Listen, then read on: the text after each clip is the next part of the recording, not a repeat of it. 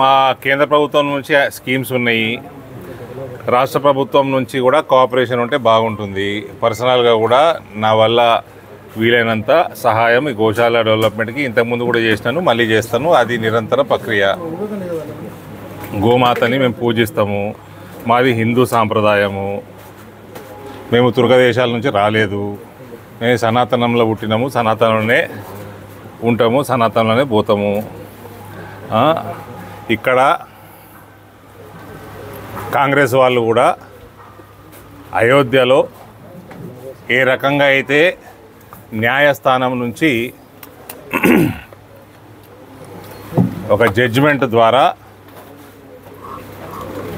అత్యున్నత న్యాయస్థానం నుంచి జడ్జిమెంట్ ద్వారా ఇవాళ దేశంలో ఉన్న అడ్మినిస్ట్రేషను 500 సంవత్సరాల పోరాటానికి మంచి శుభ పరిణామంగా ఒక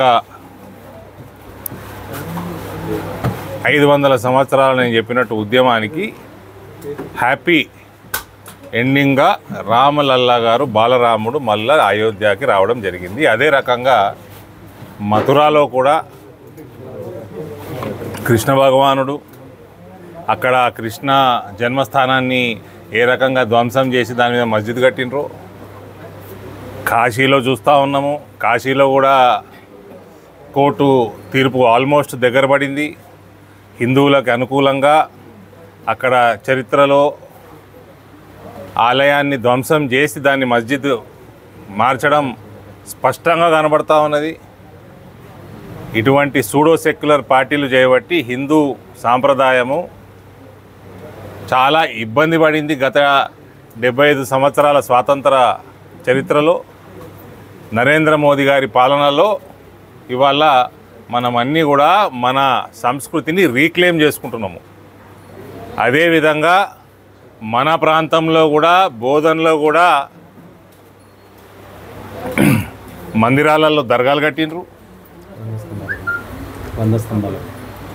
100 స్తంభాల గుడి రంగా మన ఇంద్రనారాయణ ఆలయం 9వ శతాబ్దంది. అక్కడ దర్గాలు కట్టి ఇవాళ మన గుడిలలో మనకి పోనీయకుండా ఈ రకంగా హిందూ సాంప్రదాయాన్ని తొక్కిపెట్టిన కాంగ్రెస్ ప్రభుత్వాలు చేసుకున్న పాపాల వల్ల ఇలా కాంగ్రెస్ కనుమరుగవుతూ ఉంది దేశవ్యాప్తంగా. తెలంగాణలో ఇక్కడ ప్రభుత్వం ఏర్పాటు చేసినాము, 4-5 సీట్లు ఎక్కొచ్చినాయి అన్న సంకలు గుద్దుకోవాల్సిన పెద్ద అవసరం లేదు. సరే, మీరు వచ్చిండ్రు, ఇప్పటికన్నా పద్ధతి మార్చుకొని ఏదైతే హిందూ సాంప్రదాయాన్ని దేశవ్యాప్తంగా కోర్టుల ద్వారా కానీ డెమోక్రటిక్ ప్రాసెస్లో కానీ ఏ రకంగా మనం కల్చర్ని మనం రీక్లెయిమ్ చేసుకుంటున్నామో అట్టి కార్యక్రమాలు ఇక్కడ ఉన్న ప్రభుత్వం కూడా చేసుకుంటే మీకు కూడా ఇంతో అంతో భవిష్యత్తు ఉంటుంది. లేకపోతే సమాజం మిమ్మల్ని క్షమించదు. బోధనలో మందిరాలు కానీ, ధర్మపురిలో లక్ష్మీనరసింహస్వామి మందిరంలో మస్జిద్ కట్టడం కానీ స్పష్టంగా కనబడతా ఉన్నాయి. ఇవన్నీ దురుద్దేశంతో మన సంస్కృతికి వ్యతిరేకంగా తుర్కరాజులు చేసిన అఘాయిత్యాలని. దీన్ని మనం సరిదిద్దుకోవాల్సిన సమయం ఉంది. సరిదిద్దుకునే ఏ రకంగా సరిదిద్దుకోవచ్చో అన్నది మోదీ గారు మనకు ముందుండి చూపించారు.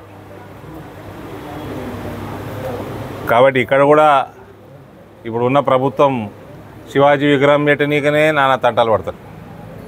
ఇక్కడ తిరంగా పెట్టనీకే కూడా ఇబ్బందులు పెడుతున్నది కాంగ్రెస్ పార్టీ గవర్నమెంట్ అంబేద్కర్ చౌరస్తాలో. ఇటువంటి అఘాయిత్యాలు వేస్తూ ఉంటే ఇక్కడ ఉన్నది 1-2 రాష్ట్రాలు కూడా అది కూడా వీక్తాయి. ఆడ కూడా అడ్రస్ లేకుండా అవుతుంది. అందుకనే ధర్మో రక్షత హి రక్షిత.